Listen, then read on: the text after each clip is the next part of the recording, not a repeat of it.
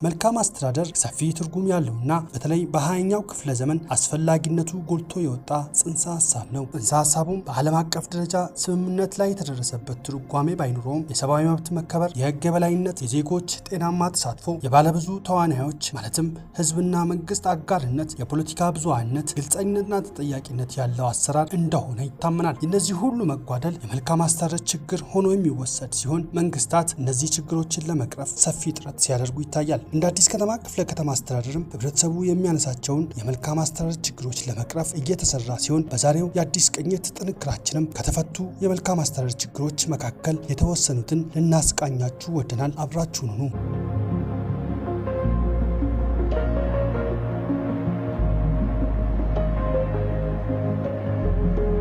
በአዲስ ከተማ ክፍለ ከተማ ወረዳ 11 ቀጠና 7 የሚኖሩ በቁጥር 480 ገደማ የሚሆኑ አባወራዎችና እማወራዎች ከመብራት ኃይል አቅርቦት ጋር በተያያዘ የነበረባቸው ችግር ሊቀረፍላቸው ችሏል። መብራት ብዙ ጊዜ የመቃጠል ባህሪ ነበረው።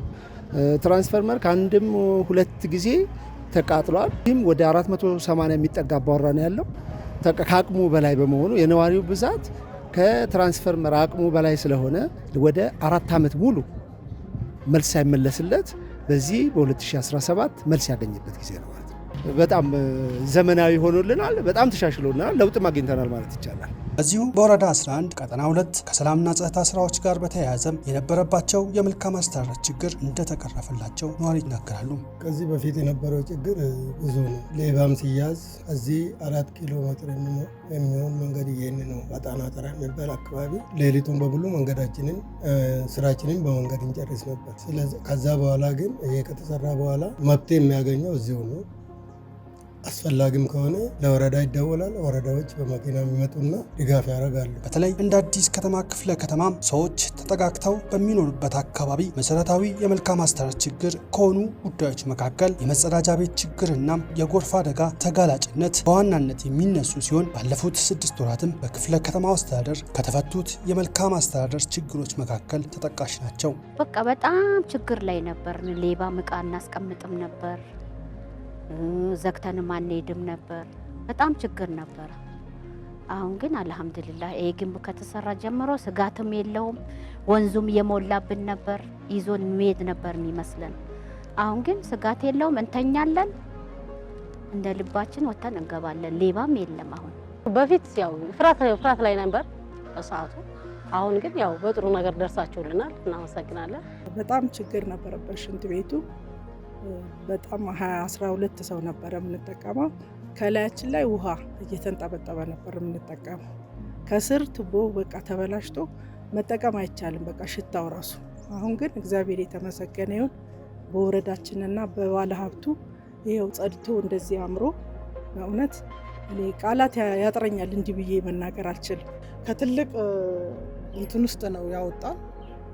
ትልቅ የሆነ ስራ ነው፣ ቀላል አይደለም። ሽንት ቤት ማለት ያው ብዙ ቫይረስና ብዙ ችግርን ይዞ ስለሚመጣ ይህንን ተገንዝበው ይህንን አይቶ እዚች ጋር ማሰራት ማለት ቀላል አይደለም። ቤት ነው፣ በቃ ይሄ ቤት ነው። በአሁኑ ሰዓት ሽታ የሌለበት ምንም አይነት እንደ በፊቱ ምንም አይነት እንትን የሌለበት ቱቦ ሁሉ ሽንት ቤት ሁሉ ተመጦ ብዙ አይነት ቆሻሻ ከውስጡ የወጣበት ሽንት ቤት ስለሆነ በዚህ አጋጣሚም እናመሰግናለን። ተማሪ የመጸዳጃ ቤት እጥረት በከፍተኛ ሁኔታ ነበርና ትምህርታው 1:76 አካባቢ ተማሪዎች ምሳ በልተው እንደገና መጸዳጃ ቤት ላይም ሰልፋሉ።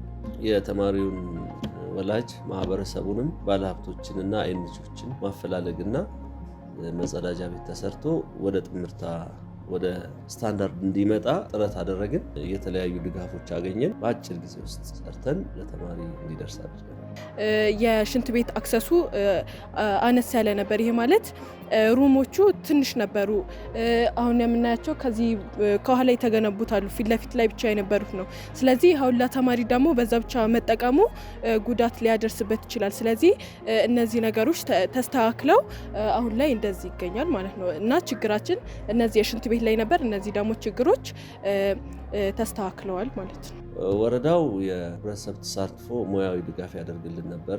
የግንባታ እንትኖችንም ጠይቀን በምን መልኩ እንስራው፣ ቦታው ትንሽ ጠባብ ስለነበረ የማማከር እና በተደጋጋሚ የመጡ ስራው ምን ደረሰ የሚለውንም ሲከታተሉ ነበር የነበረው። ክፍለ ከተማው ህብረተሰቡ ከሚያነሳቸው የመልካም አስተዳደር ችግሮች መነሻነት እነዚህ ችግሮች መፈታታቸውንም በተለያዩ አግባቦች የማረጋገጥ ስራ በመሰራት ላይ ይገኛል። 84 የመልካም አስተዳደር ችግሮች ባሳለፍነው የመጀመሪያ 6 ወር እቅድ አፈጻጸማችን የመልካም አስተዳደር ችግሮች የፈታንበት ሁኔታ እንዳለ ግምግመናል ማለት ነው። እነዚህ የመልካም አስተዳደር ችግሮች በተጨባጭ ስለመፈታታቸው አስተዳደሩ የሚያረጋግጥበት እንደ ተቋም የምናረጋግጥባቸው የተለያዩ ስልቶችን እንጠቀማለን።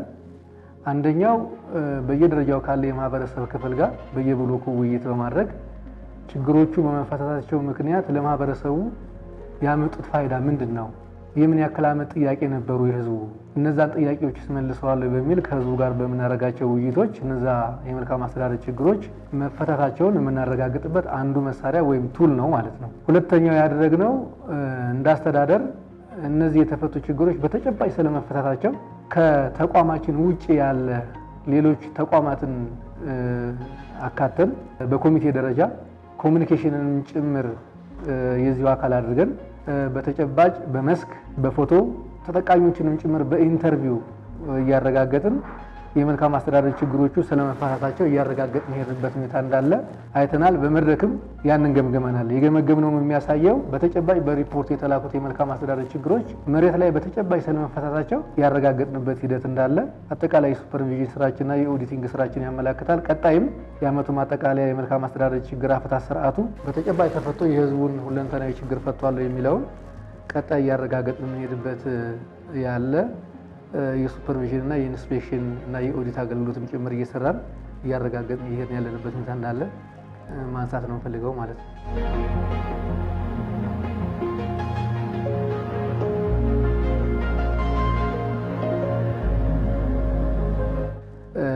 በመጨረሻ እንግዲህ የመልካም አስተዳደር ችግር እንደ ከተማም ልዩ ትኩረት የሰጠው ጉዳይ ነው። እንደ ሀገርም ልዩ ትኩረት የሰጠ ነው።